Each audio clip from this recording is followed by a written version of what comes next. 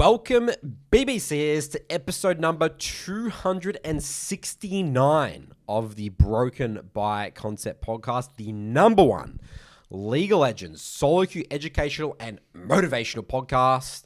Charlie, back in the frame. We've listened to the people.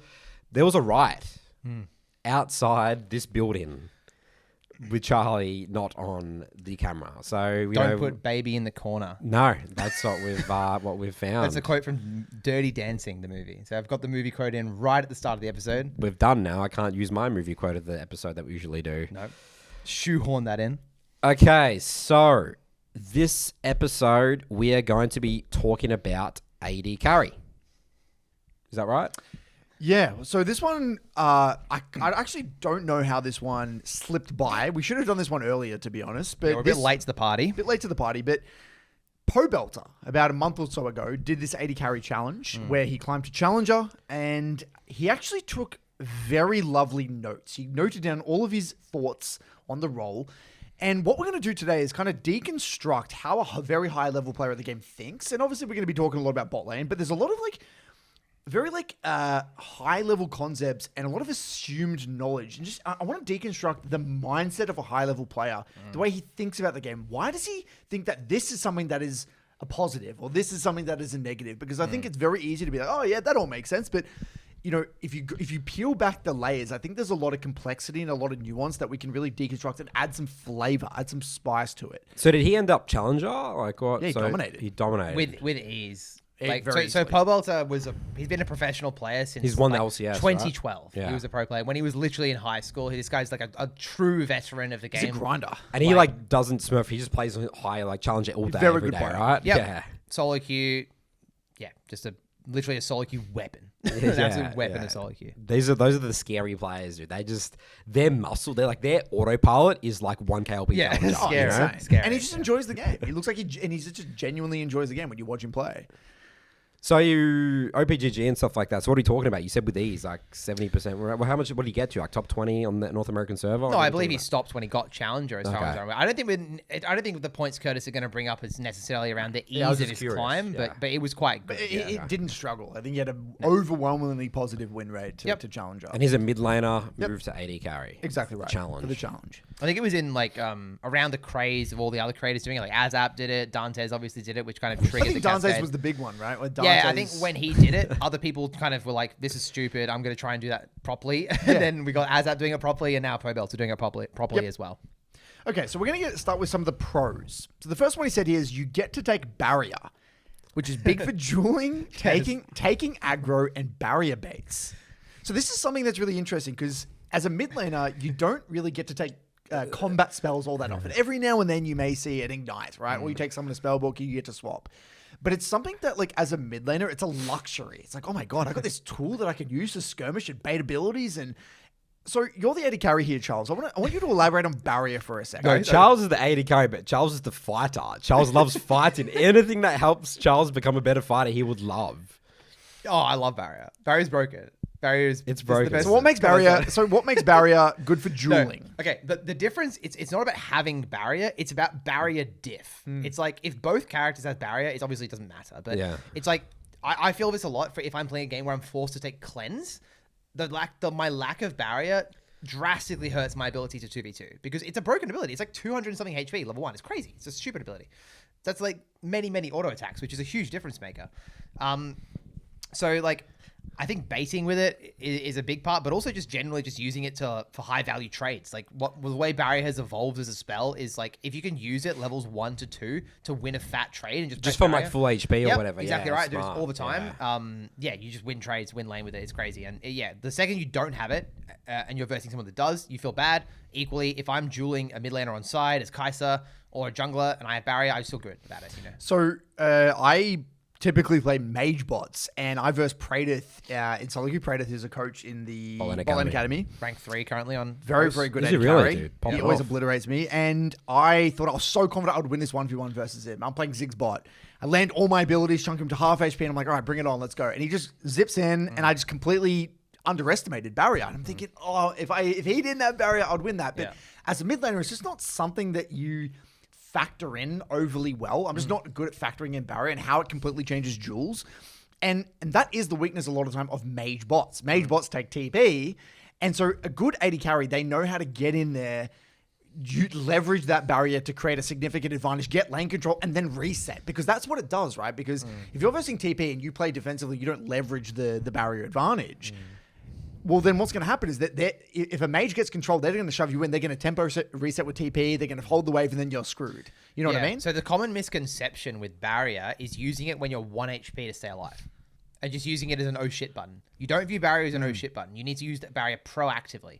It doesn't mean you can't use it when you're low. You can. If you're fighting to the death, yes, use it when you're low. But you want to view it as a resource that you're going into the fight knowing you're going to use, not using it like, oh, I'm getting low, damn it, I have to barrier. Or the assassin's coming, I have to barrier. You have to use it proactively, like you were saying. Yeah. All right, so next one here. Bot lane is the focus point of 95% of games. The more attention the lane attracts, the more chances you have as a player to sway the outcome of whatever happens. Now, I genuinely, this is something that, Dante spoke a lot about his challenge, about everything revolves around dragons, right? Dragons being a big focal point of the game. And right, if you're... Does he mean dragons here or just... Well, it is the focus point of a lot of games if you think about it, right? It just I would say practically, because if you get bot lane prio and you're winning lane in bot lane, it makes a very, very significant difference in the sense that support is able to move. You get access and control of dragon. It makes it more obvious for the jungler to do the dragon as well. Like if a laner clearly has a lot of priority or heavy trading, it just makes my job as like, I have a free dragon here. I don't have to overthink this, or it's going to be like an even playing field or whatever it is in terms of the fight. But this is where I think, Nathan, you as a jungler, you were vocal in the episode with Dante's where you don't really view the game as like you focus only on bot lane. You're very much open-minded, who's taking good trades. But if you saw your top lane taking good trades and bot lane taking good trades, do you have a you default towards bot because there's more people. Okay, why is that? Elaborate on that. There's more people, there's more abilities. There's more abilities. It is just true. Dragons spawn is the first objective to spawn. You get two people ahead, not one. I think it's just pretty simple as like... that too as well. I mean, to be honest, it's very rare that like you're ever in a situation as a jungler where it's like... Both are viable. Yeah, you're either... Because remember, you're stuck on camps, so... Don't ask Nathan questions about choice. Nathan's always... No. There's always an optimal choice. There's an optimal... Just do the correct thing. Yes, that's right. Like, I don't think I've ever been in a situation like...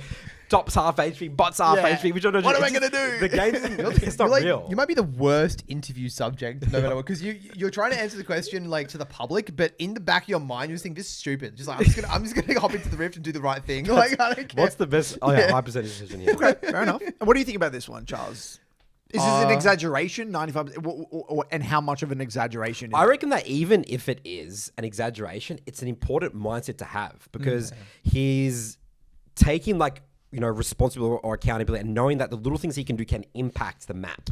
I think it's the way he's spun it. It's like the attention you get from the enemy jungler and the enemy mid laner and the support and all the pressure, he's viewing that as a positive, not a negative. And I think that's the important mindset that he's taking up front with this is like, he's right. You always have opportunities to do things. And even if that opportunity is to play safe for one wave while your support roams top, or to drop a wave entirely and do a creative deploy mid while your support goes and gets grubs or something like these, you always have a way to impact the game as an AD from the bot lane. And I would say, I don't know about percentages, but probably 70% plus of games are kind of fighting in the bot river as opposed to a top river, just anecdotally in my games that I see, and coaching as well. So I think you're spot on there because mid laners, the biggest complaint is, the supports are always roaming mid and junglers influence my lane and I just want to win this 1v1. But what makes a good mid laner is your ability to deal with that pressure, be hard to kill, waste supports and junglers' time, know how to play around your jungler, know when you need to sack prio, know when you can contest prio. And that mental difference, and this is kind of the whole point of this episode, it's exploring that perspective of a high-level player. It's like, well, if I'm getting all the attention and I play well, the upside is so much greater. You see what I mean? And the definition of playing well might be wasting people's time, just not dying. So a lot of people, when they think about playing well, they think about it's me killing them or whatever, or, Even the language he says... That's what Dante's tried to do. He tried to force it and he thought playing well was like solely killing my opponent again and again, and we saw that didn't work. Or shoving waves. I just want to highlight the language here, though, Nathan. The language you said...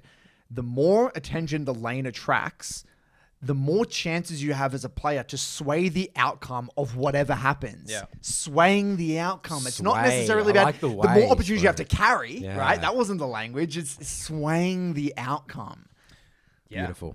I think 80 carries as well, like just skirmishing in the early game is a really big difference maker. But if you look at the quality of a player, one of the simplest things to tell if a player is like you can see a very stark difference between like gold, platinum, emerald, diamond, master plus, GM plus. Like you just watch a skirmish at level 4, you'll be able to tell straight away. Just the quality of the clicks, the quality of ability usage, dodging spells.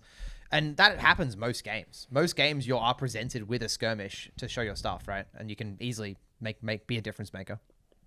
Okay, so the next one here. If bot lane wins lane, so they win trades in the 2v2 or get kills in lane, it has the highest outcome of positive things for the team by far because, number 1, support can roam freely. 2, 80 carry can farm safely. 3, if you're smashing, you can take plates, control the wave to make them gankable or hard shove, play for dive, many options. 4, win lane, which is good control around Drake. I mean, we'll spoil it, there's so many here. So we'll come back to the first one. Support can roam freely. Yeah. So again, I like, just from a psychological perspective, he's not thinking, oh, if we get ahead, we can continue to get ahead and keep killing them on repeat. It's like, okay, well, maybe that just allows my support to just do other things and have more impact on the map. It's such an important mindset. I think about that all the time as a jungler. How can I enable my teammates, or how do I make their job and their lives as easy as possible?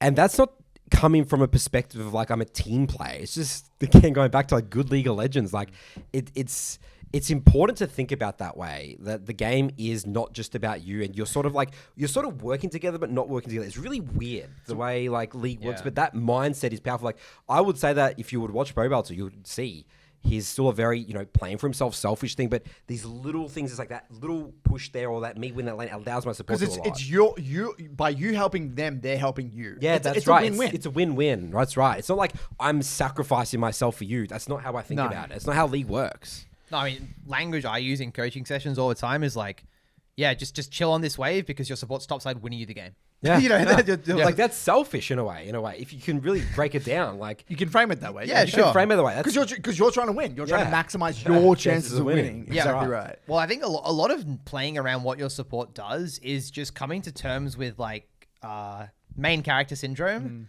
and self-sabotage. I think a lot of the time, if the average player in like Emerald Plus were to pull up a VOD, they could tell me, yeah, my support's there. I should probably not touch that minion. I should probably. They can tell you they can't accept reality. But in the game, like people like in the mid-master, they can't drop the waves. No, they can't. They don't know what to do. They do know what to do, but they can't do it because they're like trapped between the expectation versus reality. And I think playing around your support is a fucking mental game. And I have a lot of empathy towards people because like I still struggle to this day. It's painful. It's really hard because you set these expectations around what you think should happen because you have to do that when forming a 2v2 blueprint.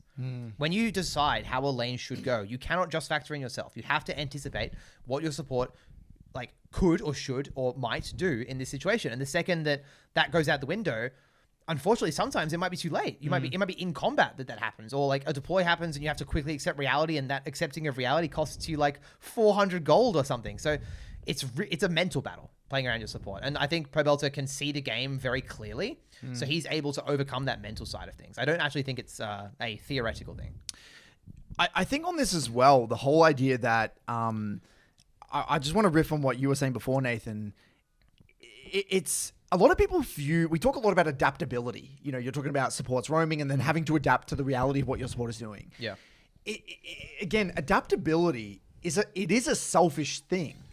Right, you're not adapting to make their life easier. Like I think a lot of people think, oh, you guys are, we have to be some empathic, Buddha on the Rift, where you're trying to make everyone else's life as easy. But it's not. Like that's not the way we play. It's like a little part of my toolkit as well that I'm thinking about. It's like something that I need to lean on in moments of the game, and then there's moments where I need to be very selfish. Well, I think of it like my team is doing something. They're putting me in a position. Yeah. How the hell do I manipulate this to my advantage? Yes. That's what you're trying to do. And your advantage is like the rest of the team's advantage as well, but you have to play your part. And your part is usually staying high XP and staying high gold. That's usually what it is, like to the best of your ability. And I think where people get really frustrated with adapting to chaos is that it's they're having to, it's like you said, main character syndrome. It's not about them. Yeah.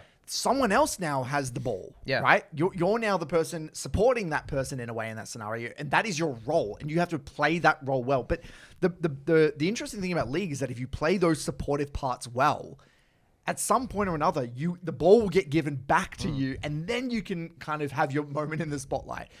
You shouldn't care too much about being in the spotlight. If anything, it's like, if you're in the spotlight, great. If you're not in the spotlight, great. You're just trying to maximize your chances of winning in every single moment, no matter what it looks like. That's it. Yeah. You just want to fucking win. And the way Pro Belter's making these notes, these are like the tips and tricks, all these mindsets. I mean, I'm curious to see what more he talks about there, but I very rarely will hear, I don't think I'm going to hear him say something like, you've got like 1v9 every game, or you've got to have like, 10 CS per minute or whatever it is. I do want to talk about this on the support topic, right? I've been getting autofilled bot a lot, right? You get some very interesting supports making interesting decisions, right? My mental gymnastics that I do here, this is just this is a bit of a cooker here, is okay. Well, my support is doing some incredibly interesting roams when they should not be roaming objectively, but the reality is that I'm going to be versing that player, or the enemy support is likely playing similar as well, or be making similar level mistakes, because the skill gap is not going to be that big. It's not like the enemy support is always going to be playing flawlessly and my support is always going to be playing shit. At some point, their support is also going to be doing dumb roams, or maybe in the next game, that's also going to happen. You know what I mean? So I'm just trying to play the odds. If I can min-max my scenario, regardless, even if I can see that my support is doing an atrocious roam, the ball's going to come back around to me eventually. Yeah. You know what I mean? Yeah. I mean, what I do, like one of the El Clasico things I struggle with personally is like just enchanter players sometimes who just aren't actively participating in the lane as much as I would maybe like.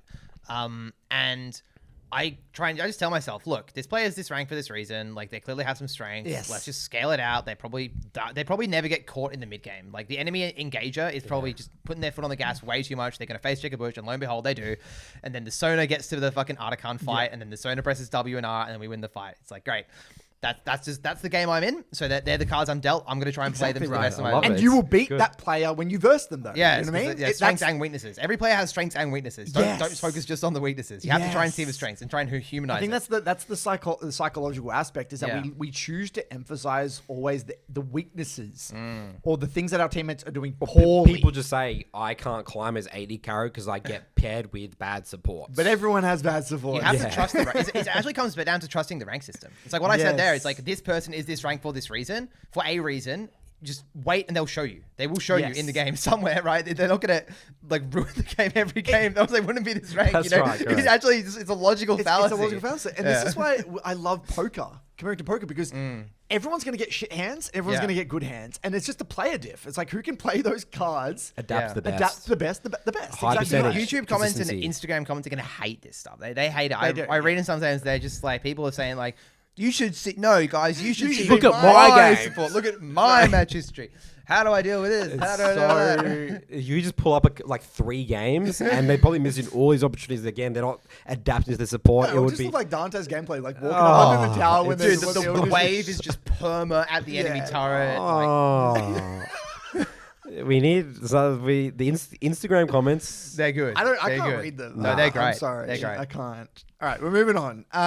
So the next one here, like you were saying, how like if you're taking good trades, you're winning lane. Just the idea that you can farm safely, right? If you've got lane control, and you're doing well in the lane. The AD carry is you're buying time for you to farm and get your spikes. That is a positive outcome. It's a positive thing that can happen. If you're smashing, you can take plates and control the wave. So this is another one you would probably see a lot, Charles, where they're winning lane, they have control, but they're just smashing waves instead of just slow building. Yep. Not bringing the wave back into neutral, slowing things down, denying 1 or 2 crit CS. Every single wave adds up to the point where if you get to 10 minutes and you have 100 CS and they have 80, that's meaningful. Huge. It's really meaningful. So yeah, very missed opportunity. Again, relating it back to our old friend Dantes. I think the wave management from him was piss poor, I think, as we would say in Australia.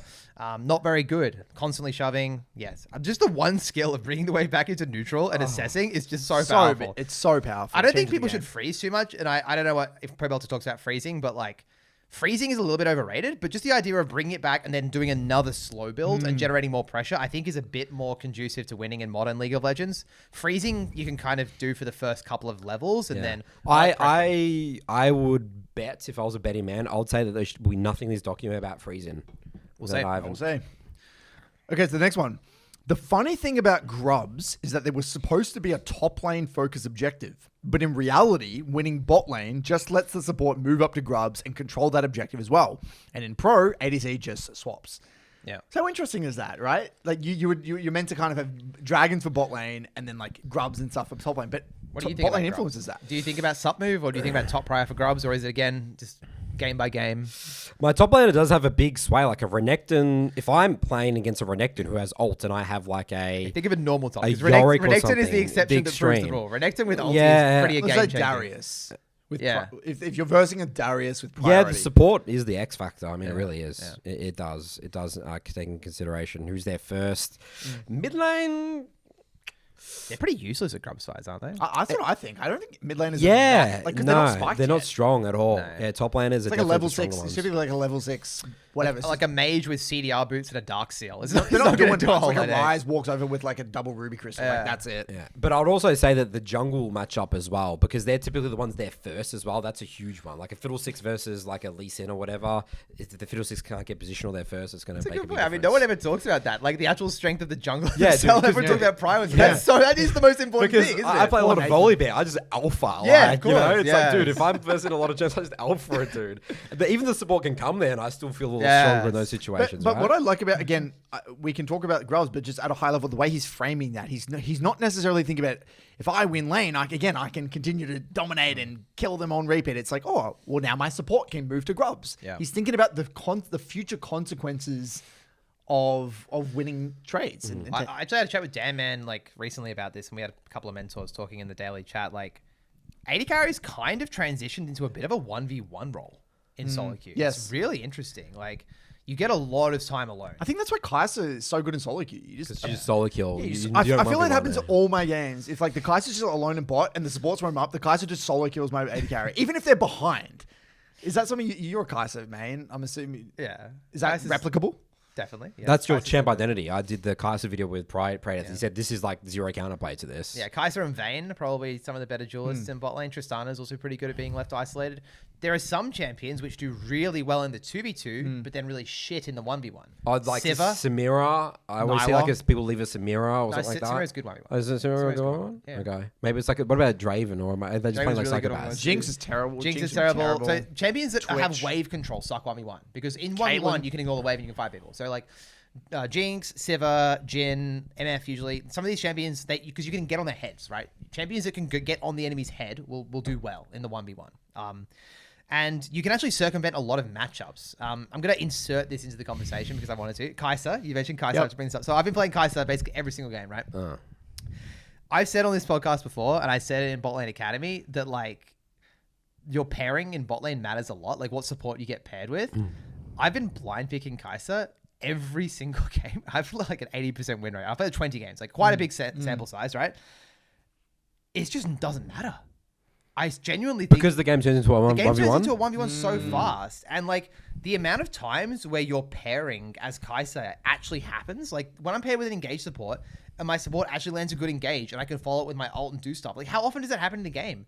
It actually doesn't. There's no coordination anyway. It was so delusional of me to have this opinion that Kai'Sa has to be paired with these champions, and I think like people have this whole competitive mentality, and a lot of pro players say this, and I'm going to throw Praetor under the bus because he made that video with you where he said this. He did. But practically speaking, in solo queue, I have a better win rate with enchanters than I do with engagers, right? And again, this is also just a massive thing about champ mastery. Obviously, I'm just way better at Kai'Sa than every other. I think you're champion very game. disciplined. That's the thing with like versing you in solo queue. You're a Kai'Sa that's incredibly disciplined. Like you know when to not go in. It's just reference points. I just play for my Q upgrade. Yeah. Play for Q upgrade, play for item spikes. I'm just ultimately confident in my mid game as on that champion. Like I remember a couple of podcasts ago, I was complaining that my mid game was trash. I'm very confident in my mid game now purely because of my ability to play fights on that champion. So, and oftentimes mages and enchanters are stronger laners that can get you through lane. If I'm paired with like a Vel'Koz or something, they're usually going to do quite well in lane. So I'm escorted through the tough part of the games. And then I'm never going to see him again after a certain point because he's going to be running around the map. You know, so I think pairing. I don't know if he talks about support pairings at all in this document, but he probably. Same. I've just had the experience recently that it just means nothing. Okay. So 2 things that we're going to be looking out for. Again, Charlie and I have not seen this document. Is he going to mention freezing? Is he going to mention support pairings? So the next one here, support. Freezing. Support is a pairing. broken role. So by extension, if you win lane in bot lane, which you have some control over as the AD carry because it's a 2v2 lane, then support can have a smooth game. So the supports get a free item that generates gold income, which is very strong, and supports are the only ones that get to build Sightstone. So we all kind of tacitly agree that support is an incredibly support. It's an incredibly strong role, and the champions do completely change the game. Yeah. Okay, so let's just name supports. Bard, right? I'm just going to talk about Bard for a second. Okay. You might have picked the best one. He's so It's like overloaded. the Renekton, But just for think about the example. kit for a second. If a Bard moves to a skirmish with ultimate, it changes the game. Everyone now has to think about, Bard has R, how are we going to play it? If we have to contemplate how we're going to use Rift, if there's Rift involved. Yeah. One champion completely changes the entire fight. Everyone has to contemplate. Because if you think about, before we had a discussion, not before, and don't worry about that. We had a discussion off camera. I'm going to say off camera, because I thought we had it on this episode, but we didn't, about mini-game champions. Yeah. Okay, so these mini-game champions are ones that have very kind of unique kits that everyone needs to think about, right? The El Clasicos, junglers, a lot of junglers like Evelynn, Rengar, Nocturne, right? Supports are kind of like that, where they have a very kind of impactful abilities. I think a Lulu ult's super impactful, dude. In Lulu a polymorph and ultimate. Even so annoying, man. Even an Alistar with their full combo, you have to be very intentional. Or a Nautilus with hook, or a Leona with R. These are high impact abilities because they're mass utility. Yeah. Utility is always impactful in solo queue. I think that's the next level of supports being really strong and people underestimating supports. But I think any champion, any support that's just on the map, man. Every champion, a Janna's useful, a Nami's useful. Support. More people need to be playing support. You guys have such a weird take on support because I love support. So I used to I played support, right? Yeah. I was Grandmaster as a support, and I see supports every day of my life right next to me in lane. So they're just another thing. I don't view them as this special creature. You're talking about this they can be Alistar so combo. good. You might only see a couple in a game. I'm seeing heaps. They're always having all times. That's just Okay, I want to elaborate on why I think support champions are good, right? Because I totally agree with this. Is because utility in Probelt's League... the same. It's broken. It's broken. Support's a broken totally, role. You don't think it's a me and broken AJ role. have You had think this, it's another thing. Me and AJ talk a lot about this as well. We all think because utility in League is incredibly strong. Utility changes the game, right? And usually, right, more often than not, I would say. there goes the pyramid of success. John Wooden, rest in peace. It's inappropriate. Far out, lost my train. Okay, so utility. Damage and utility. Okay, utility. In solo queue, more often than not, you don't lack damage. Yeah. Most of the time, you lack utility. If we're talking about a wide sample size On aggregate, I agree. On aggregate, Yep. because everyone loves playing damage champions. Everyone wants to be the carry. How often do you have damage jungle, damage top? You have a utility. You have no all damage. That's the norm. That's the norm, right? No one wants to play tanks. Wasn't right? there used to be a saying, whoever has more... was there someone in our team or so? I can't remember who it was back in our esports days. Whoever has more CC wins. Yeah, I do vaguely remember this. This was the days where, when I was drafting, I would 1-2 Sejuani Braum. Yeah. because it would auto win. Yeah, Versing bad teams in our league, it would auto win. It would free win the game. Or Ornn, the Ornn Remember special. when Zach as well went through a phase where no one could beat Zach? Yep, Cyball. Yeah, good old Cyball on Sybil. Zach. And so what I found intuitively with support is that if you have a competent support that understands where to be, but also combined with laners that obviously are in a good position, you got kind of the impact in skirmishes is so... Oh, dude, it's crazy. So I think I get it from your perspective, Carlos, because you're just saying... Because you're just in lane. Yeah. You're seeing it all the time, but in skirmishes in topside, you have you see a Diana jungle, you have an Akali or a Zed mid, or some sort of assassin, and then you have a Darius or a Garen or something top. Yeah. No one has CC or utility, and then a Bard or an Alistar, a Leona, Nautilus, someone comes in. It completely changes the whole skirmish. Okay. That's my rant. Your take is good. You and AJ in your little bubble. elitist community there are having a great little discussion in your book club. The realities of solo queue, Yeah. the coaching sessions I see daily are just widely different to this reality. High elo supports, yes, they are generally broken. They have a lot of impact. They know where to be. The average like gold or platinum support, they don't make their champion look because broken. I'm putting my foot down here, Charles, because the narrative is they don't think it's possible for support players that can carry, because the culture around support players It's the worst role. The standards are so low. So you're saying they just need to step it up? If they stepped it up, dude, it's broken roll. Okay, Like, you can climb up the ladders, so you can speed run up the ranks, dude. What are you saying? I'm saying is that not enough every people role play has strengths support. and I'm weaknesses. going to use a real metaphor, like an actual comparison. It's here. the goddamn community narrative around support, so I want to shake them up, dude. So I'm going to completely butcher this. So I'm sorry to the Americans watching this one. The Americans. Oh no. In NFL, American football, there was a discussion I saw about like what's the most high impact role in American football? Quarterback. Everyone says quarterback, right? Yes. But then a quarterback without like there's the role that defends the quarterback. I can't remember if it's like a tight end or whatever the hell it is. There's a role that defends a quarterback.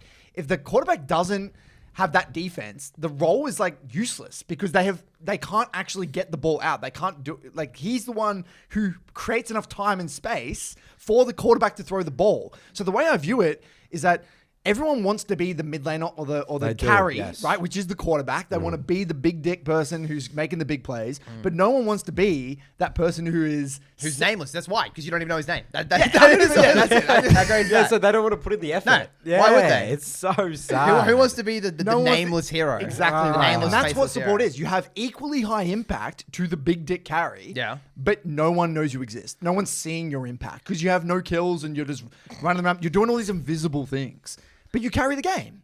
That's it. So do you want to be the hero that has the 10-0 kills, or do you want to be the 0-0-11, I'm happy to be 0-0-11. Yeah, and be Grandmaster, dude, But the general consensus, though, like you say, Nathan, is people piss on the role because you're not the carry, right? That's the consensus. And because that's the consensus, the people don't take the role as seriously. So the amount of effort people put into the role, people are like, just do secondary support and sit in lane and pick Janna and scale to level 16. It's like, that's not what the role is. I don't know if it's that conscious of people doing that, to be honest with you. But I mean, like, again, I get to buy a slice of the community. Like, let's just be totally transparent about it. The supports in our academy programs is the least popular one by a substantial margin. I have a very tight community of like very active support players who are embodying what you're trying to say at every rank, at a wide variety of ranks, trying their best to take accountability and carry games in their own way and stuff. But it's just not as popular. Like we've just found through even people who try and get coaching, it's the least popular role to get coaching in. That says enough, doesn't it? That says something there, doesn't it? Well, if we're gonna go a layer deeper here, it's because having impact on a role like support is much less intuitive than it is to have impact on something like an AD carry or a mid laner or a jungler. A jungler's like ganking lanes. An AD carry's pumping out ridiculous amounts of damage. A mid laner's like this high range, overpowered champion that can kill from across the map. Support is like, well, okay, what do I do here? Yeah, I mean, I don't even think people should start the game as support. No. Having played every role in the game, I do not think people should start as support. Like, I think a lot of people get fucked from this, especially people's partners. My partner got fucked starting the game as support. She literally used to say to me, "What do I do?" Yeah. Like, what do you do? You can't really articulate what to do, can you? No. But if you're an AD carrier or a mid laner or a top laner or a jungler, I can very clearly tell you what to do. Go kill some shit. Go clear your camps in an order, maybe gank your lane, group of objectives, do all that stuff. But support, it's like, what the hell are we actually doing here? It's a lot of things like body language, taking space, overwhelming, generating tempo, deploying, warding in the right times, resetting at the right times. There's a lot of like small finding snap engages. Weird stuff, mate. It's weird. It is weird. There's a lot of knowledge, like kind of like cerebral knowledge, but knowledge of other champions. Because if you think about a support, it's not about you can't do shit. A lot of interactions. It's an interactions. Yeah. How do I interact with these champions? It's because if you think about like a carry or a jungler, like a Volibear is going to run in and smash someone's head in, regardless of what that champion is. Like you could literally not even know what that other champion does, and you know you're going to win. You could probably win the skirmish. Like that's like Warwick. Like a lot of Warwick players climb in the early game. That's mental. Even like a Nunu. It's like a Nunu just has to snowball. Don't talk about that champion. It's true. Yeah, supports are crazy. I don't know. Yeah, supports are a weird one. I think that the high elo community has this very biased view of support, which just doesn't represent the actual reality of support humans. The human behind the support is not what people think.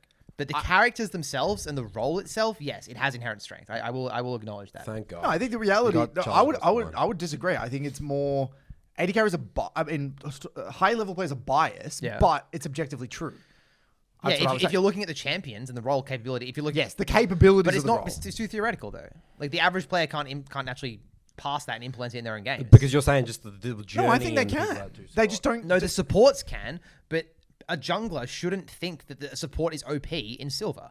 Their support in silver is not OP. Sure. Yeah, of course. Yeah, no, I'm saying it to the support players. That's my message. You can articulate whatever you want to the support player. I'm just saying, like, if Pobelter's view of a support as an AD, because that's what he's doing. He's talking about the support role from the position of an AD carry. I'm coming at this more like holistically in the game. I think that I think as a league community, the role needs to be treated with more respect, and more people should be moving to the support role rather than avoiding it, because there's a lot of people that probably want to play the role, and they just don't because they have a consensus that it's a shit role and it has no impact, and I need a carry because I need it. That's how you climb solo queue. That's my point.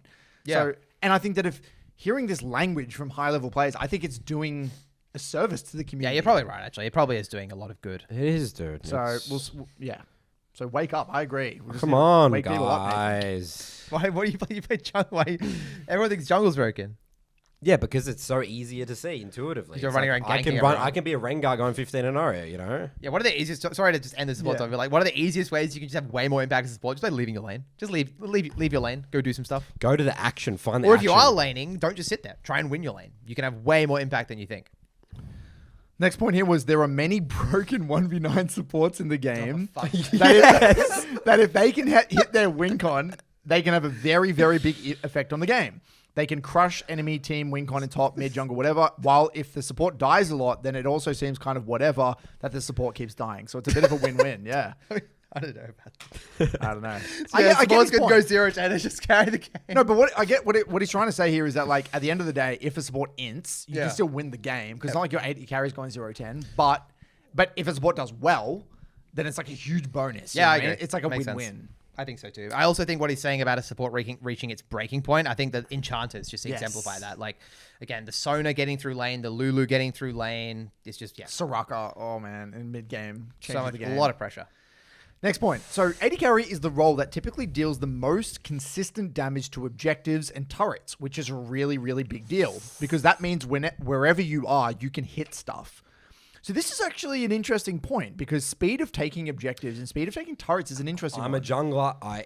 Big on this. I sometimes can't do Adakan or Baron or whatever, literally because my AD carry is dead or not on the map or they don't hit it fast enough. An AD carry that knows their job is to DPS something down quicker and the speed, it's game changing. Watch my Kai'Sa take an Adakan.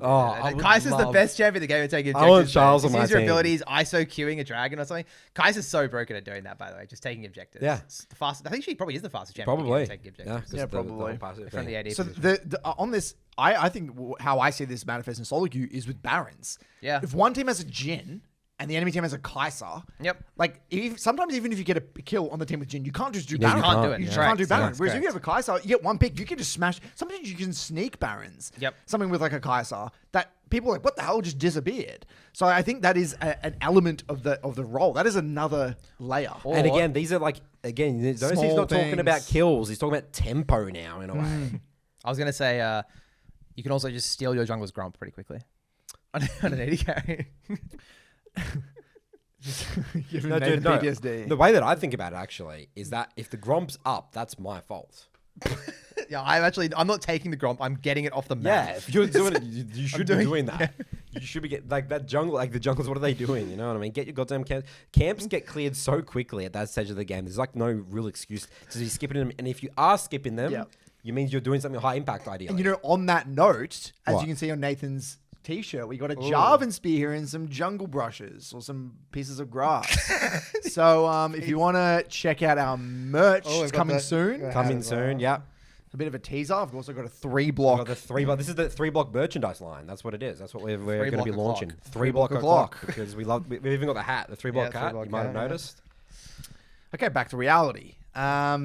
So yeah, I think this is big also in terms of turrets. So there are, again, 80 carries that can take turrets really goddamn effectively. And on the topic of like winning lane as an 80 carry, you can get a lot of damage. Like you get a kill in the late lane as an 80 carry. Tower's just gone. Boom. I think equally so on that point, surviving a team fight is so important on an AD, so you are alive to do the objective afterwards. If you die in a team fight, but your whole team's alive, sometimes you can't actually do much. Like, because you're kind of the one that does the damage. Yeah. Great. AD carry is the role that gets focused / enemy team typically wants to kill the most. So there are many chances to bait the enemy to kill you, bait them to misposition, draw their aggro / attention on the map. I love this document. This is so refreshing. I had a game yesterday where Dragon was up. I somehow found myself top lane. Kind of weird that happened. I elected to stay for an extra wave top because I waited up and I thought, okay, if the enemy jungler comes top and kills me, my team get Dragon. And if the enemy jungler goes bot, gets Dragon, I get top tower. It was just like a massive win-win. I died. Got the wave, died to the jungler, team got Dragon. It was a huge comeback moment in the game. So I view AD carry, like junglers just have an absolute fucking homing beacon on the AD carry specifically. Junglers, they just want to kill you. They hate you. And you can just use that to your advantage. I love the language he's using there. I think, again, that's a nice...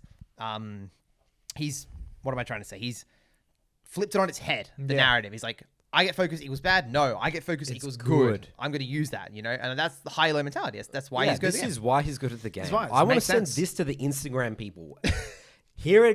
Please dissect this for me and apply these principles to your games. He's just talented. I'm just sick You know, and remember tired. Tim Grover sick and tired. used to talk about cleaners or like Yeah, players, yeah. and this is like the opposite of a victim mentality. Every single one of these points can be equally said Used as negative. Used as a negative. Yeah. You get focus all the time. You can't deal damage. Haha. And they'll send a clip of a Hecarim running around on your head at like a 6-0 Hecarim. Like, look at this roll. It's just trash. What do you even do? Right? And he's That's like the Dante. That's the Dante special, right? Whereas this is like, okay, well, if everyone wants to kill you, how do you like waste their time?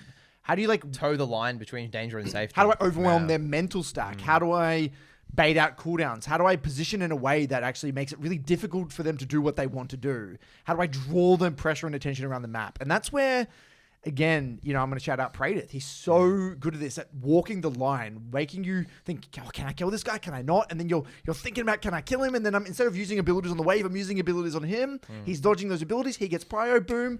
Mid-game River's gone. River control's gone. It's little things like that. It's a mentality. As cliche as it sounds. It is a mentality. It's just a fucking mentality. It's a mindset. It's a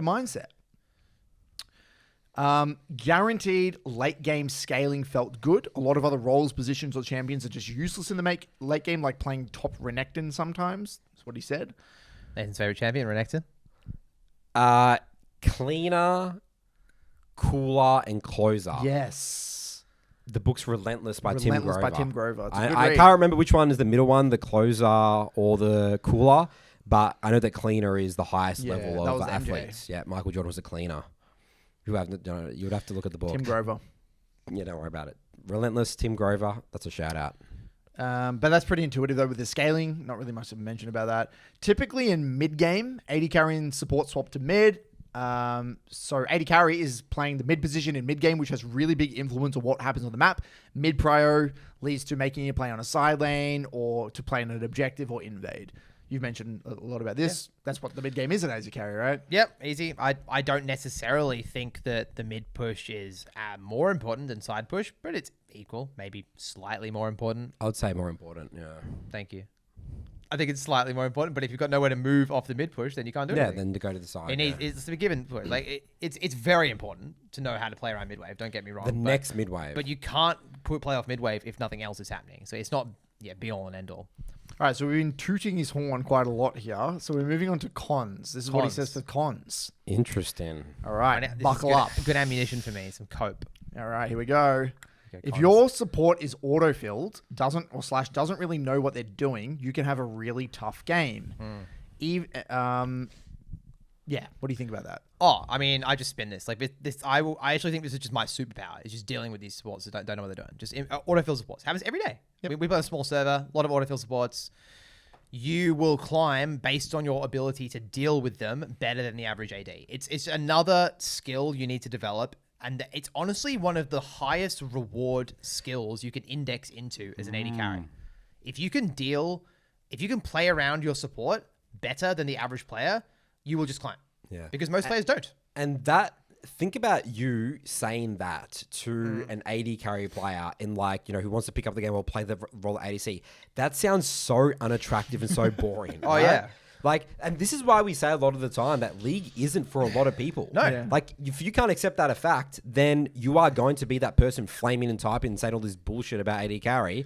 Don't play it. Don't just move on If to you another can't deal game. with that If you can't reality, accept that yeah. reality. Especially like I find people that like watch esports, like they see maybe even people who play amateur and scrim, they duo with supports. They get met with the solo queue support. They can't face it. Dealing with the support is so much of AD. It's just a huge thing.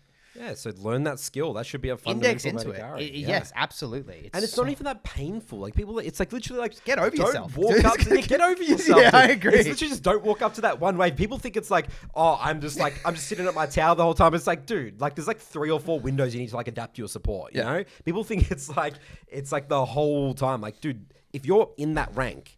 Again, you know your mentality, Curtis, talking about you think about the enemy support's going to make a lot of mistakes as well. It's fine. It all equals out. Everyone's just a bunch of bloody crybabies. But again, to speak for my people, the AD carries, it is hard. It's easier said than done. It's easy for you to sit there on your high horse, clearing your gromp, talking about like mental and how you can deal with support. Like I got to deal with things as well. Everyone has to deal with their easier said than things. done. And I want to just open Suck up. it up. Like it is hard. I'm not perfect Suck it either. up. I'm not perfect. Every so I will get. I'm not going to vocalize my frustration, but I will get frustrated sometimes. It's just how you deal with that.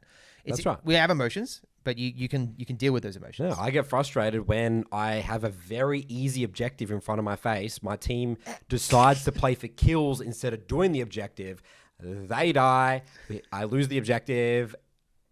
You know what Nathan reminds me of sometimes? Yeah, what's It's in that? Game of Thrones. Nathan's like he's one of the Unsullied. One of the Unsullied. I can see that. I don't see that at all. Really? Where are you going with that? Because they have no emotions. Yeah. Ah, yes, Meant to that's be, right. so you have to play They AD just carry. serve. They live to Yeah. serve. You Right. have to be to be an AD carry. You have to be an Unsullied. That's the messaging here. I like that. That's a good one. Okay, so the next one here. Even if you're getting owned, support can just still roam and abandon you and flip on the other side of the map. Is that a con? Yes. How's that a con? I don't know. Let's move on. I don't really get that either. Understood. Funny enough, I didn't really get punished playing like 1v2/weak side a lot of the time until I climbed really high rank like high GM, which leads to support winning top side and AD carry. AD carry somehow being up in levels bot side. So I think what he's saying... Yeah, supports and AD carries are very bad at punishing their 2v1. I would Okay. say in general, and junglers are very bad. At diving. diving. They are. They're very afraid of diving. I would say this is just an irrelevant point for the majority of ranks. Like Yeah, it's it just is. most players you can just sit there 1v2 under tower as long as you're not overextending in the lane 1v2 and you're catching the waves at tower. Like in all likelihood you will not get Because dove. junglers are, and I would say mid laners are really bad at finding dive angles on AD carries. Well, because you have to anticipate or in advance because you got to think about the next wave or or they'll botch the dive. Or they'll boss. Or I've execute many it, games yeah. like double kill on dives and stuff. Dude, Yeah, you it's watch... That is, I would say, one big difference when you watch Korean solo queue. They Yeah. really They dive know shit. how to dive. Yeah, they I think dive. that's actually been one of the bigger Turret changes juggle. in modern league. Like that's in Yeah. the last couple of years. I think everyone's just gotten really fucking good at just diving. Especially towers. pro play. I mean, that is the game. Like, Juggling aggro on the towers. Juggling There's, aggro, there's knowing no when to tank it. there's no higher value play you can do in League of Legends than No. diving an AD carry, on a stacked wave. denying 2 waves, and even maybe the next wave, even 3 waves, and taking 2 plates. And then, there's often- no higher value play Yeah. in the first 15 You know minutes what in the often entire happens though game. when that happens? You can stay on the map and then prevent them From from again, clear vision, yeah. and then they don't know if you've reset or you're camping and trying to. Don't mention that. That's PTA. If I'm walking to lane You're out of the on game. blue side, and then like you're sitting in that bush next to fucking golems, and I try to hug the wall, and then you come out the bush and stop me walking to lane, just standing there, and my jungler's clearing gromp or something. I'm just like, oh God, help me, pain, dude. It's Not utter good. pain. Not good. Nah, but to be honest, if you get in that position, you did something wrong. Yeah, that's like right. 90 seconds because earlier. typically after that play, if you've done a good enough job, or even in the fight you've executed enough, you've done too much damage to the jungle AD carry. They can't sit around Yeah. there. They need to recall. or you've done some sort of wave mistake in the first place. Those shouldn't happen. like not yeah, trimming the those wave situations properly or shouldn't bouncing happen. it correctly. Yeah. Yes. Yeah. So another point here was kind of boring to play some lanes. Average AD carry main is extremely passive. Sometimes you just have a boring matchup like mage bots.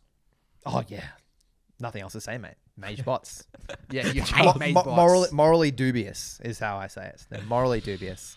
That's me. Get off my screen. All right. Get out of my lane. I love that Charles is on the next mini hack because I can keep doing this. Yeah. mini- What? This is like the narrative side of the table. You know, we're just pumping narratives. Curtis is just reading, just like an orator at school or something. We're just like fucking getting so angry at every role in the game. No, this. this Narrative fuel. No, this.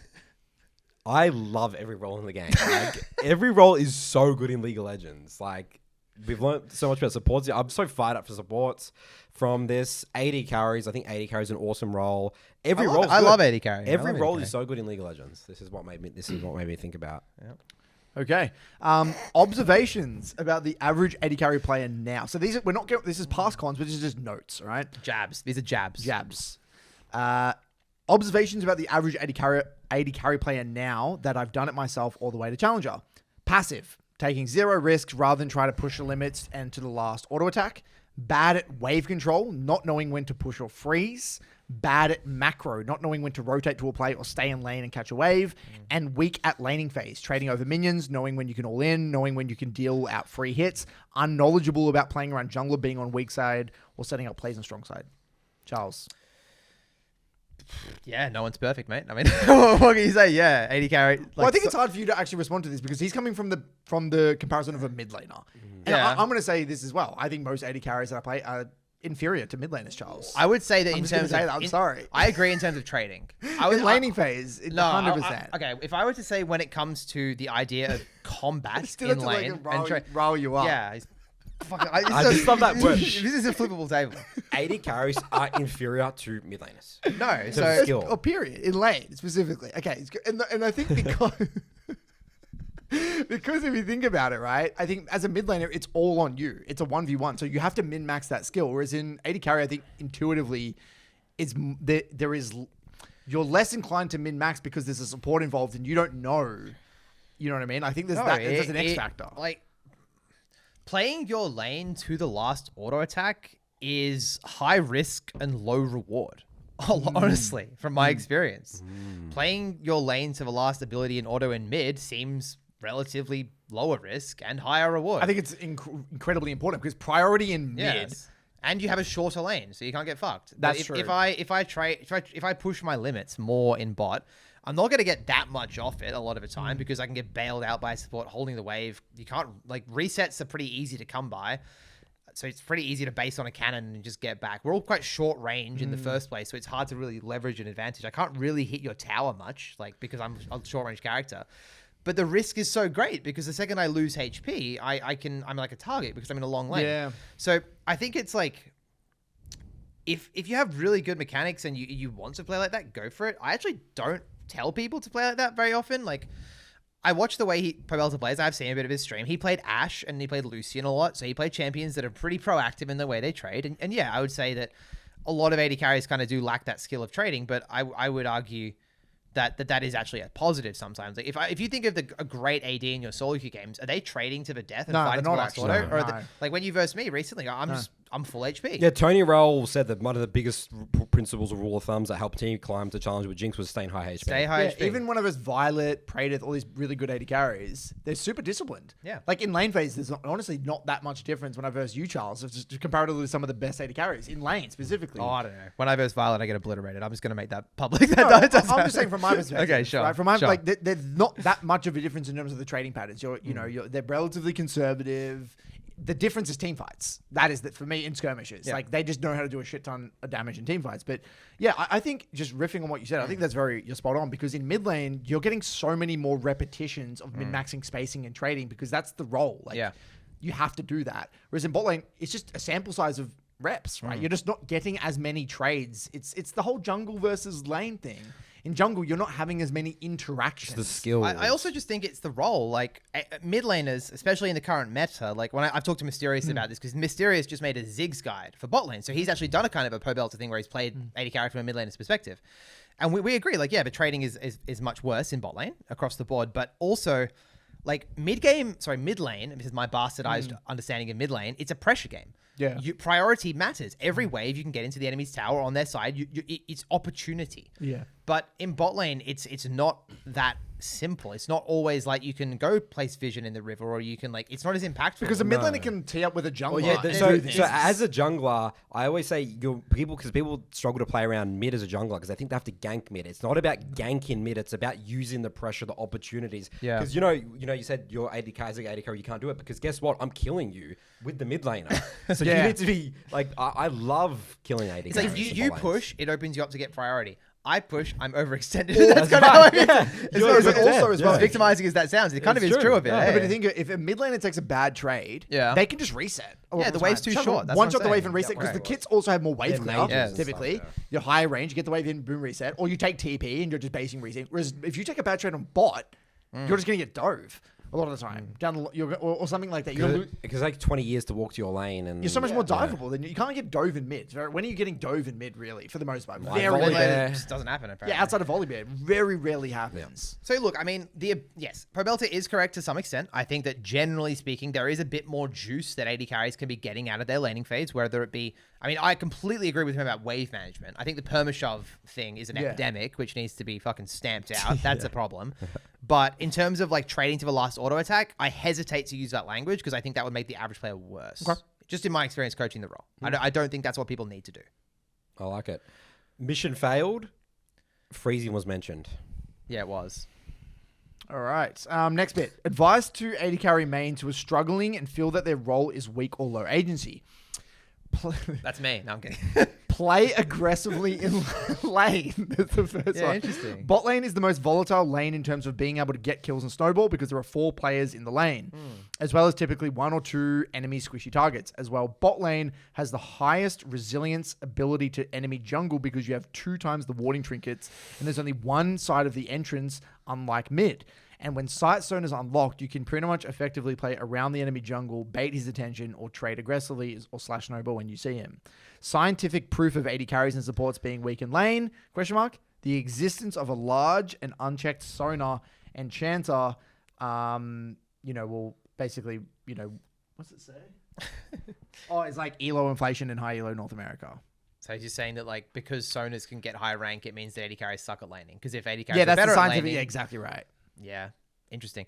Yeah, I think this is just where we diverge a little bit, honestly, just in terms of seeing the average player. I mean, maybe in his games, because he's bringing his mid lane skill set to versing GM AD carries, there's going to be a gap there. If he's like a 1500 LP mid laner who plays mages and has probably played AD carries in the mid lane, he's going to mechanics max them. And that's great. It's a different way of climbing. Also, that worked for him. I just don't think that's applicable to the average player. I agree. I would much prefer AD carries to do what you said people do on my server, which is just be fucking great at fighting.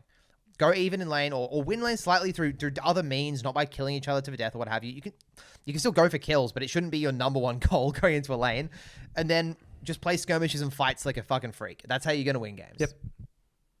I think that's a very good take, Charles, because his is a very biased way of Charles is... Thank God. We do have to separate again the skill set here.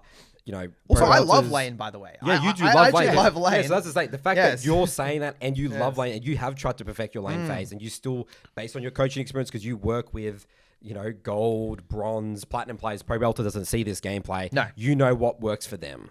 Correct. And I'm not even saying bronze. I think straight up to master tier. What works for me? Yeah, this is like master Grandmaster. I think I think this probably as well comes more into like challenge. Well, even Praedyth. Right? I'm going to throw Praedyth under the bus. Praedyth's laning is pretty average. But he's rank 3. It's just incredible fighting. So I think sniped you, Praedyth there, but. Okay, so there's a few things here, little things. Top mid lane often ends up in like a D-shield second win TP situation that really stalls out the lane and makes it non-volatile, uninteractive. This does not exist in bot lane. Increase your understanding of when to hard shove the wave, when to pull the wave, when to slow push, trade over every minion. You do not have to ping pong waves back and forth, which is kind of what you were kind of mentioning. A little bit, but I also love a ping pong sometimes, especially because if you're playing scaling champions, ping pong waves is awesome. So don't hesitate to do that when it's just tools in the toolbox. Which tool is good now? Which tool is good then? As Nathan would say, just make the correct play. Make the high percentage. Just play, guys. Just play good. Yeah. And then lastly, increase your understanding of when you should rotate to somewhere else on the map other than your own lane or your own turret. Oftentimes, AD carries fully moving can be the difference, especially in mid-game, where the AD carry just clears the wave and then sits on turret mid lane, waiting for something to happen around him, question mark, but he could clear the wave and then move to something. 100%. I completely agree. This is the exact way I teach AD carry, is shove and move. It's really simple. Just clear the mid wave, scan the map for opportunities, and just move. Instead of doing doughies, as I say. Clear the mid wave and then run around in circles, drift like a dirt bike, putting some bloody, what are they called? Skid marks on the ground in mid lane. That's so what do they do? They like run to their tower or something? Or just do some weird clicks. Or just press tab and look, or just... I see. Yeah. So that's it. There were the notes. Right. Very, very insightful. And I think, this is really the way a high-level player thinks about the game. Yes. It's not about, like, the 1v9. It's not about getting all these kills and 10-0 and carrying. It's very much quite cerebral, isn't it? It's thinking about the bigger picture. I think, just to be contradictory again, I think something he's just missing there is champ mastery.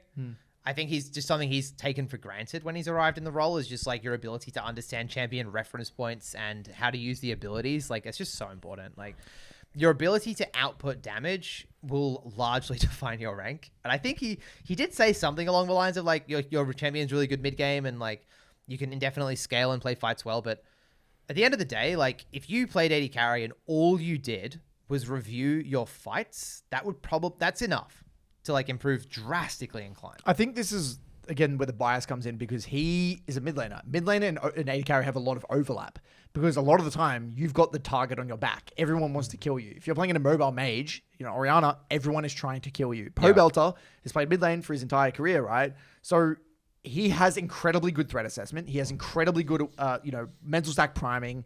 He has incredibly good like map awareness. So the fights are a given, right? Yeah. He can play Ashe, know exactly how much damage he can do. He knows who's going to kill him, how much, he has that embedded. He didn't have to go through the whole process of figuring out, this is what a Zac can do to me as an mobile AD carry. He already knows that. That's the implicit knowledge of a mid laner. Makes sense, yeah. The implicit knowledge of a challenger mid laner. Yes, of a challenger mid laner. Exactly right. Any other comments on this one before we move on? Love it. Very refreshing. I love to hear very good players talk about the game in a non-emotional way. Except for the Sona comments, potentially. Yeah, maybe some jabs here and there. Very heated discussion. I feel like I'm at odds a little bit here. I think it's fantastic. This is great discussion. Hopefully I was unbiased. No, I think you did a great job, Charles. I was a big happy with your performance this defending. Big happy with your performance. Defending the AD carry. It's like Borat style. Big happy. Mailbag time? No, they're going to school. School time. Away we school. All right, back with our big happy school post of the week from Fahd. This one was titled Some Interesting Stats. Ooh. So the TLDR here is he kind of calculated what the percentage, win rate increase was of a particular neutral objective being taken inside of a game, right? So this guy was like a data scientist. Wow. And he actually did he sampled like 30,000 games. And we've got some stats here. So I'm just going to read out a bunch of stats. If you're interested, check out the Skool community. It's actually the pinned post in the community. It's really, really awesome. So shout out to Fahd for doing this. So the first one here was Rift Herald. Getting Rift Herald increases the probability of winning by 1.5%. That makes sense. Rift Herald is a trash objective. Yeah. that makes perfect sense to me. I don't think Rift Herald ever really defines a game, does it? 1%. Whoa, but how do we know what's that compared to other the percentages? Okay, some of the percentages. There's some others. Don't sneak peek. Did you just look? Yeah, well, because dude, well, think about it. 1% is a lot. How can you get any lower than 1%? I don't know. I think taking Baron probably increases your win rate by like 10% or something. Yeah. Maybe like Baron, actually, now that you mention it as a comparison, is 6.2%. Okay, there we go. Way higher. No. Not 10. I guess that's low. So why is Rift Herald a quote unquote trash objective, Charles? I mean, generally speaking, it breaks towers that would otherwise just be broken anyway. From my perspective, people are really bad at using Rift. People are just bad at using it. We had a lovely conversation about Rift. Yeah. What were we talking about Rift? Combat Rift. Yeah, that's the way Rift Herald has evolved into high level play. People use it for fights. People use it in my Sulky games now. Really? They Rift at 20 minutes for Artican, and they use it in the fight to like knock people up around the objective and then get in it to dodge damage and stuff. That's how bad it is. Like a macro tool. People are now using it in combat. So I think that tells a lot. But yeah, people are just generally bad at using it. I think that in a lot of games, the mid T1 tower falling is an inevitability, and people just often slam the Rift Herald mid to break the mid T1, and it would have fallen anyway naturally over time. The best rifts are like holding it in the pocket for like counter pushes, or like cross mapping, or capitalizing on death timers. Using Rift in death timers is huge, but that's not really how people do it, is it? No, yeah, people are horrendous at it's a make them react tool, I think, because like if someone's doing Dragon, you're trading sides of the map, and then they pop Rift on the other side of the map. Yeah, that's where it's great. It's A crazy. lot of people impactful. just do it. It's like a board. I'm just going to pop it, and then it's useless. That's how it's most. Or they let it expire. Or they, yeah. So yeah, I think it's not necessarily a bad objective. It's just misunderstood more than anything. Well, I think if you compare it to like a Dragon generally or Baron, it probably is the worst of the objectives. But I don't think it's like Okay, there is actually one objective that's worse. in terms of percentage. Yeah. Void Grubs, 1.37%. I could say that. So Void Grubs this guy said, little disclaimer, Void Grubs are a little difficult to measure as they're technically 3 separate objectives. Yeah. He's defined them as 1 or more Void kills. Oh. Okay. Well, yeah, if you get 1, then for So sure. he says the way you can think of that stat is teams that get at least 1 Void Grub kill on average. So it's a little bit misleading. It's not like you're getting all 3. So if you got all 3, then maybe that would be slightly different. Well, yeah, if it's just 1, then both teams often get 1, so the stat's kind of a bit irrelevant. Okay, so there's another one here which is interesting. First tower. Guess. What do you guys say about first tower? I reckon it'll be quite high, 5%. 3.7. 1.86. Really? Doesn't have That's that much bearing. how low That value. breaks my narrative. Fascinating. No, that doesn't make sense. Dude, if I get first tower as a jungler in my games, dude, I'm just like snowballing the game, dude. If tower breaks bot, I rotate mid. Yeah. I start getting mid push Yeah. at 14 minutes. Like, what are we talking Does it about? actually matter though? I feel like what happens in my games is bot lane tower breaks. They end up matching the next wave anyway. And then, Yeah, like, maybe then not. you lose a bot tier 2. Who gives a shit? No, people are really bad at using their transition periods. I think these stats will be drastically changed if you looked at higher ranks. That would be my hypothesis, and that's my defense. No, is that people just don't know how to do this stuff. Like a good bot lane who can break tower and actually rotate mid before plates end and then start pushing and stuff, that is hella impactful. But if you're just going to have the average bot lane who, whatever, breaks tower and then just goes back to lane, then yeah, it's going to be nothing. Like when I hear it as like the 1%, it's like, it's so irrelevant. It's like the game's just playing out. It's just, Yeah, the game it's comes back going to to 40 minutes. Yeah, We or go to- mid-game, we're just... Yes, exactly right. It's the fights that is what's impact. Like, that's what I'm getting here. It's like, if these things are actually not really Yeah, that Because important. game timers go down, the higher rank you go, right? So the objectives must mean more if the game timers are going down because they're the only things happening. There's no 3-item team fights a lot of the time, right? Let's keep going, guys. Let's Okay, speed run speed it this. up. Baron, 6.2%, so 6%. pretty high. Atacon, all right, 8.82%. Yes, that makes perfect sense. I think Articon is the best objective. Love that. It is. It's very good. Elder objective. Dragon, 8.29%. Wait, what was Articon? 8.8. 8.8. Same as Elder. No, Elder's less. Yes, Elder's less than Atacon, Whoa. which is interesting. No, that makes perfect sense because by the time you get to that point in the game, it's more coin flippy. That does make sense. There's more comeback potential the later on you go. First Dragon is very high. It's 6%, which is very high. How can First Dragon be 6%, but then First Tower Yeah, was 1.8. 1.8? No, Oh, that makes sense that because makes sense. Explain that to me. if you get the first dragon, think about especially in the chaos of a game. That means you're more likely to get Dragon Soul than someone who doesn't get first dragon. agreed. And Dragon Soul overall is very Oh, powerful. it's about objective. the mounting pressure. It's the percent. Or, Yeah. or you're preventing, Yeah. or you're preventing them soul. get the It's a results. So win-win. you're scaling or whatever it is. Yeah, But the tower's just gold. Yeah. yeah. Interesting. Dragon Soul was 6.15%, It's quite. I think that should be maybe a little bit higher. and but, yeah. First Blood was 4.91. That's big for First That's a Blood. surprise. I Pretty thought that big. would not be that important. How is First Blood? Yeah. Maybe people tilt or whatever. I'm actually just shocked at how low all of these numbers are. Why isn't Baron like 20%? You know? It's a good question. Like, That again, that would basically indicate that these things aren't that important in League of Legends Yeah. objectives. Like fights, everyone's just fighting all the time and scaling and champions and team comp. Okay, so I'm gonna have That's a bit of what- a wild take here. that's my right? take. So Atacon being so high at 8.82%. Again, but is it high? It's not high. That's what Charlie and I are saying.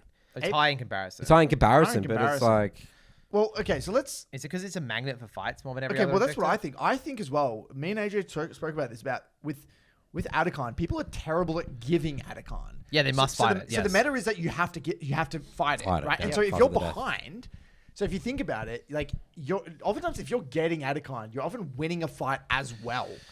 Yeah, very rarely do you do a free Articon and the enemy gives. I mean, never. Basically actually. never Basically happens. never. Yes. And I don't think that's actually objectively right. I think that's just the culture at the moment in the game. People don't understand the objective enough. I think you definitely can give an Atacon if you absolutely have to.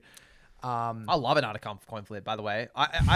I've learned to thrive in that. So I actually have a rapid fire in Volate Academy. I called it right-click Articon at 20 minutes. And I see a lot of success with people in Volate Academy who literally just right-click the objective at Right. 20 and just opt into the chaos. If you're strong and you can just rock up and navigate that situation better than the enemy team, I love it. It's interesting with Atacon though. I would say it's an objective where you can dick around. You can, if say you're behind, and the enemy do the Atacon, you can easily just tickle them and just be annoying because of its location. So what I often do is instead of giving it, I'll just sit around the edges and just throw abilities, and everyone just be annoying, and they're tanking all that damage from Atacon. And oftentimes you can get it to a flip. Yes. You can really often get it. Whereas a lot of other objectives, like Dragon, you can't do that. You can't just dick around on Dragon. You're just going to get turned off because you're too committed in the river, or you're just not close enough to flip it. Dragon, because of its location, kind of necessitates a front to back. Whereas Atacon, because of its location, it turns into like a fucking death ball. Yeah. Like there's people in the lane near it. There's people over walls. Yeah. And it's just a test of your champ mastery at that point. Like if you just rock up, it's like a cage match at the Atacon. I love it. I would say what Atacon teaches is what I've been exposing people in the Midland Academy is positioning. Yep. One of the most important principles when it comes to team fighting, as a mid laner specifically, is you need to understand how to position from the side. Don't just rock up and play front to back. If you're like Lux, for example, you could sit over a wall, like your team's coming from, and you can just be coming from a different angle. So many walls at Atacon as well. So many angles. So what are you saying, that they just like showing vision, just go, hey guys, and just hope they hit their running to right their abilities? Standing in the Atacon. Again, this is like the whole thing about like, creating space and mental slack. Like learning to position properly in a team fight is, as a mid laner, is one of the most important skills, because if you can learn to min-max, think about it, if you're an AD carry and a jungler coming in from one way, and then you're a mid laner posturing from the other angle, because you have so much range and peel, you can just completely change a fight in Atacon. Yeah. That was literally one of the learnings I got from a whole review, was like, you could have won the game off this Atacon. If you just sit here instead of there, you win this fight, game's completely different. Yep. So yeah, I'll be honest, I don't really know what to make of a lot of these stats. This is kind of over my head, but I would say that the first Dragon and Atacon do make sense, right? They're pretty high, makes sense. The Rift Herald, again, anecdotally, probably makes sense. We'd never see people use it properly. First Tower, I would say, also makes sense to me, because what happens is, like I said, they're just going to go mid, they're going to swap. Bot lane outers don't mean shit anyway, for the most part. I have a narrative against that, I've decided. because the gold is just so important. I just want money, dude. Wait, no, you saw the tier 1 bot tower. Bot lane tier First 1. tower, yeah. Dude, the Herald, that's all gone by that point. If it's not, it falls like paper at this situation. No, I'm saying with the plates. If you can get 5 plates in bot and break the first tower, that's a massive capital. Oh, yeah, Sorry, that's huge right. lead. Yeah, we're not talking about Herald But here. when does it ever happen? I feel like that never happens. Yeah. It's more up to the jungler. Yeah. Yeah, the jungler needs to really put attention there. So what I actually left a comment saying, what I'd like to see is this sort of data spread out across different ranks. What would these percentages look like at different elo brackets? Thank you. So I said, I'd imagine First Dragon means maybe less in gold than it does in emerald, or maybe it's all quite similar. So I want to see this more stats here. I get angry at stats. Yeah, me too. I get quite uncomfortable with Especially when stats don't comport with my reality. Charles, everything makes sense. If it doesn't, it's just your view Let's of just get reality. that quote. I don't like stats when I don't agree with them. That's what I said. You heard it here It's first. fine. I'll be That's honest it. about that. Mailbag time? Yep. Away we go. Welcome back for Nathan's Mailbag. Jingle, jingle, jingle song. Alrighty then. Our question here comes from 64 Pans. Pans. Okay. Like pots and pans. pots and pans. How to deal with contrasting champ preferences. We always love a good champion pool question, preference question here on the podcast. Yep. Hello, Nathan, Curtis, and Charlie. I started the league journey around June of last year and have been playing the game ever since. I was struggling to learn even the most basic concepts because I could not fathom how much more complicated League felt when my only experience playing MOBAs was Pokemon Unite. I initially began the game because playing Morgana support. I initially started the game playing Morgana support and then slowly switching over to playing Mages mid and then becoming an OTP Ari, followed by Mel when she was released, just because they reminded me of my main Gardevoir. Gardevoir. Is that a Pokemon? A psychic and plant type Pokemon. How the hell do you know It's a that? Pokemon Emerald, the El Clasico, like the Game Did Boy you play game. Pokemon? Yeah, but I don't remember. Gardevoir is sick champion. So I mean, Pokemon, Champ. not champ. Yeah, everything's a champ to me. also a before you move on, Morgana. He said his first champ was Morgana. Yeah. The first ever game of League of Legends I played was also Morgana. All right, Charles, you have to answer this question. What a then. strange pick to be picking up. So apparently this Gardevoir champion was also a mage in Pokemon Unite. After listening to the BBC podcast from the AZAP interview episode, I managed to completely change my mindset. And ever since then, I've been listening to all the episodes and managed to streamline and love League a lot more. Eventually, I ended up finally settling down into becoming a jungler, playing champs such as Volibear and Neferi. These champs are so good for beginners. That's Charlie's favorite. Charlie's sick of Volibear. He's going to ban that word from this podcast. This podcast, yeah. As my main pool, and I've stuck to the role for this entire year just because I love so many things about this jungle role. Oh, no. My question is, in the case of contrasting champ preferences, should I just accept that I should play certain champs because I'm able to play them better? At the same time, should I try to force playing champs that fit certain categories I want to play, but they end up playing rather differently than how I would like to play and fight with those champs? I tend to do well with bruisers and assassins in the jungle, despite how much I do not like to fight. Unless I have to, but I struggle to find and play jungle mages because they play a lot more differently within that role, which makes me not like them or play them more like assassins such as Evelyn and Elise. I can't figure out how to deal with this.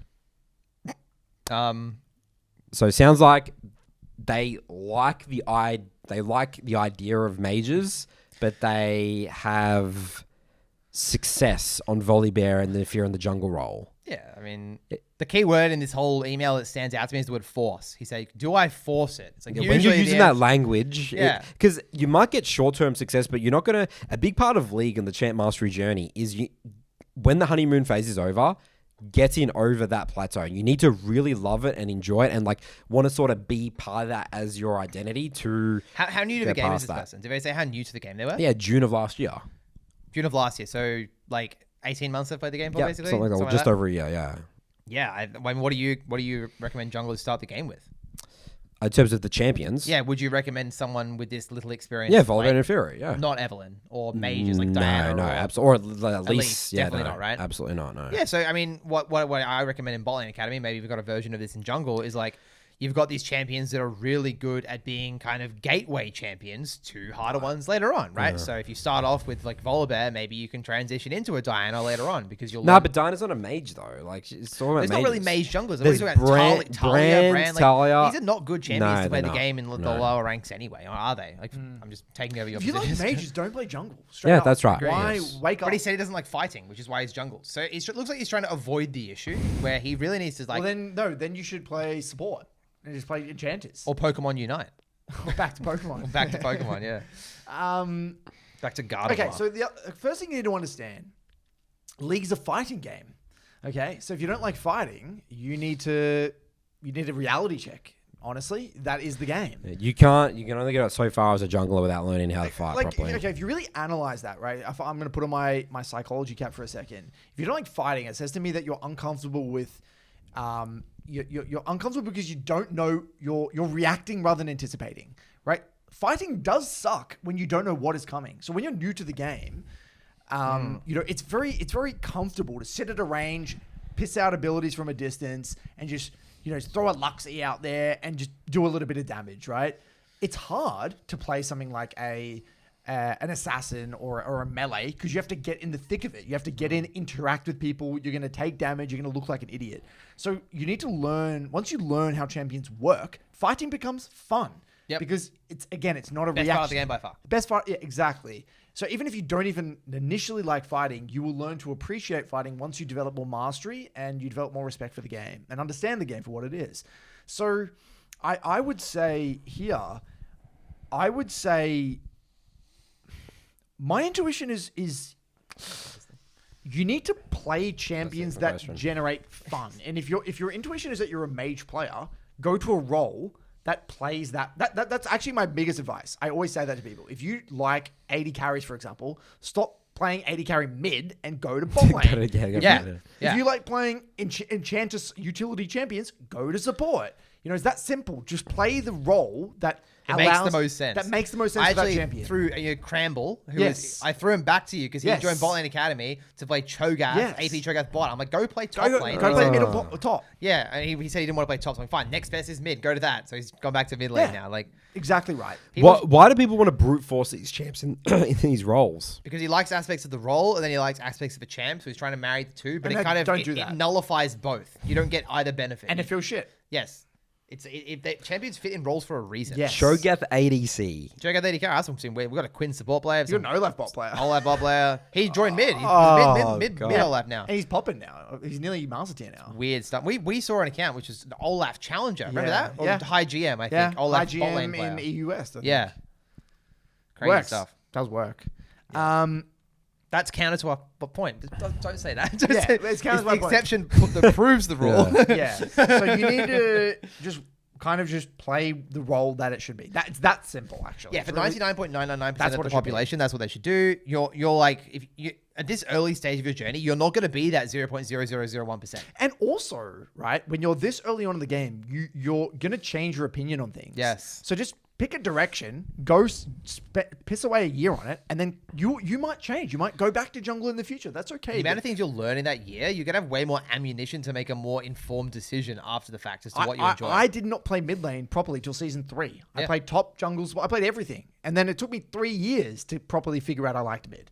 That was think about that. Yeah. So that's, obviously, I think that's even on the higher end. It shouldn't take that long, but you should spend more time. Nathan knew the whole time. I did. I was pretty quick on my analysis of my strengths and weaknesses. Next question here comes from Rumpletilt. The title of this email is The Fate of a Split Pusher.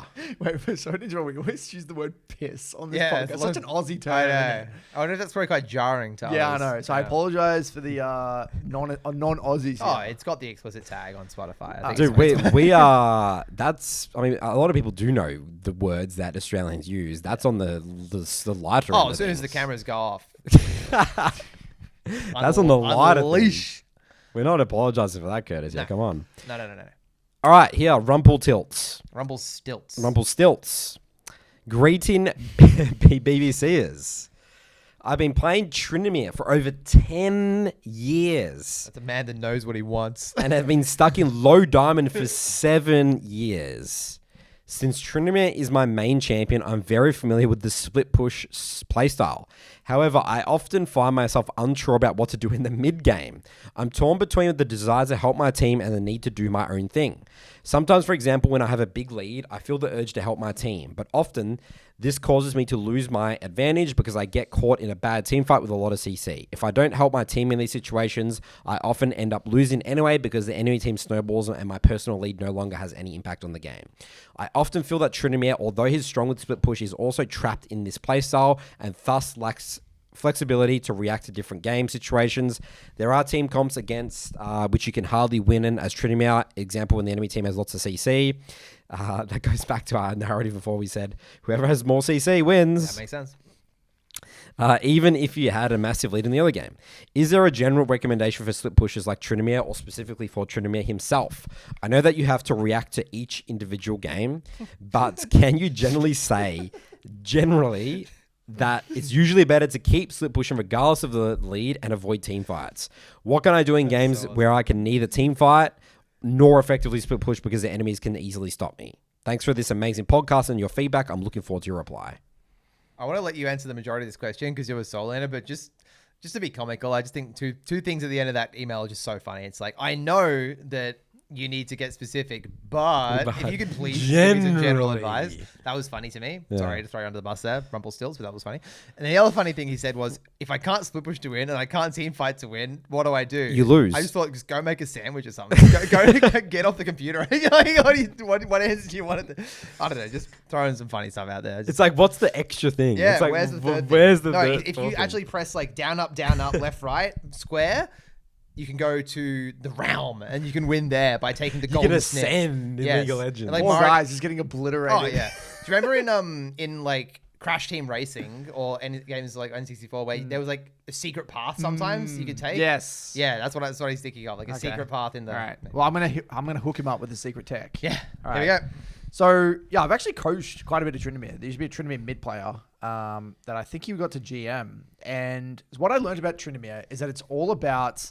Okay, so there's a few things. First things first, you need to be incredibly intentional with your summoner spells.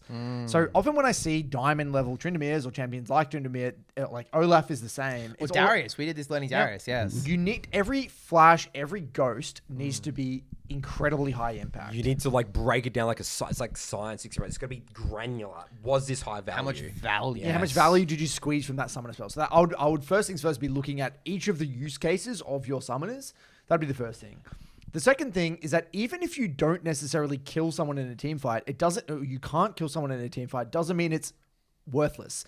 Going back to the whole thing about idea of creating space. Tryndamere is very good at creating space because if there's a Tryndamere going in and popping Ghost and then running at your 80 carry, all hell breaks loose. Everyone kill the Tryndamere. And then you can zip away, right? E back over a wall, pop your ultimate and live, but you've created a lot of space and you've bought a lot of time for your team to win the fight. So there is levels to team fighting outside of just suiciding to kill an 80 carry. Yes, I agree with that. So that's the second thing. The third thing is you need to be very intentional with communicating your intent around neutral objectives. That is the case, actually. It's very true that Tryndamere has bad team fighting. And so oftentimes, rather than taking a back seat and be like, all right, guys, you guys can flip that dragon and I'm going to split topside, let your team know that we should give that dragon. I love when I see a split push or thing saying they literally back ping you and then ping on the way that they go into that tower. That just makes it so clear that we're going to be on the same page there. Yeah. And then the jungler might be able to hover you and maybe you dive someone in the side lane. Yep. Like do things like that. Take control. Don't take a back seat. There's always another level there. You can maybe give the first two dragons and, give a rift or whatever it is you need to give to try and, stall out and get to your key spikes. Because Tryndamere is a very spike-oriented champion. It's all about getting to those key spikes. And then, so there are a few things. I would also... I got one thing to chime in just around Tryndamere getting to spike. Actually, I played top lane game the other day. Played against the Tryndamere. He was very annoying to verse. This might be complete bullshit advice, but just like very, very raw anecdotal evidence here. He rushed Tiamat and he proxied. Yep. Very Proxy is annoying. huge, yeah. So, and he was like 11 or 12 CS per minute. I think the best Tryndameres I see in solo queue are doing that. Yes, proxying, yeah. They're proxying, they're drawing pressure, they're very low KP, very high farm. Taking the golems from the enemy because you rush the Ravenous Hydra and you can lifesteal off camp. So, so just being annoying, a dude. demon. Yeah, There's a lot of taking different lot of builds, but yeah, that resources. is definitely one way of doing it for sure. I think that's mostly top lane more than maybe. Yeah, but yeah, look, I think just prioritizing your economy. Yes. Because you're a stat checking champion. You're a stat right? stick, Yeah. yeah. So I think that's my advice there. And then, I just think I would really, and also just lastly, get inspiration. There's probably heaps of top lane, players that are playing at a GM plus level. Just get specific. What are they doing differently? Are they, go to the moments in the mid game, right, where you're getting to the same item spikes. What are they doing differently? And with the way a lot of people watch VODs, right, they look at it in hindsight and be like, oh, that's really obvious. What you should do is get to a point where the game looks realistic, pause it, and say, what would you do here? Yep. All right, you got Prio. We're at 23 minutes in the game. Would you rotate down to this? Would you proxy? Would you try and get the tower? Would you dive? What would you do? And look at what that guy does after that. So do this kind of like pause, assess mentality rather than just like passively. A lot of people just passively watch VODs. And if the red flag here, the fact that he's been diamond for 7 years, I can guarantee you that he's doing the same thing. He's not actually being critical. He's stuck in a rut. He's not being critical of his decisions. And he's not actually being like, okay, did I really have to die here? Or did I really have to team fight here? He's kind of just thinking, oh, that's what I got to do because Dragon's up. Or he's in a rut. Yep. Right? You need People to get in the inspiration. same rank, especially low diamond, you've got to really start raising your standards. Yes. Low diamond for 7 years. It's Get some coaching. inspired. Get some coaching. some Join coaching. Top Lane Academy. Yes. Chippies is very good at Sam's Yes. Tryndamere. We've got some content. We don't have a Tryndamere guide, but there's a VODs on the website. Chippies will literally be able to watch your games personally. Chippies and would so- get. I get if you got 2 sessions for Chippies, you could probably get to Master Tier straight up. Yes. Chippies will sort you out. Got So a lot of, Wake you up, got a shake lot of you out of your results. rut. Those type of champions, once you start to understand how the mid game clicks, Yes. like, oh my god, things will come together. Because the beauty is, if you've played the game for 10 years, your hands probably work quite well. You're probably you already know your limits. You probably know what all the champions in the game has done. Yeah. So all you need is one missing little link. a Those lot are of the time. best people to get coaching, by the way, because they've already got the champ mastery. They already know what the reference points are, yada yada yada yada. There's just big fish that There's are big hiding fish. deep in the water Yes. that they can't and see they're anymore. so blinded because Yes. they've done the same thing for so long. It's so hard to be objective. So yes, we would strongly recommend getting coaching. Yep. And if you can't afford the coaching, if you don't want the coaching, go get a friend, maybe to look at your gameplay, or like Curtis said, inspiration from inspired. YouTube. Get inspired. I agree with that. All right, that wraps up our episode today. 80 carries, supports. We love them. I love them. Awesome rolls. Merchandise coming soon to a store near you. Big happy. Big happy. Big happy. We'll see you guys in our next episode.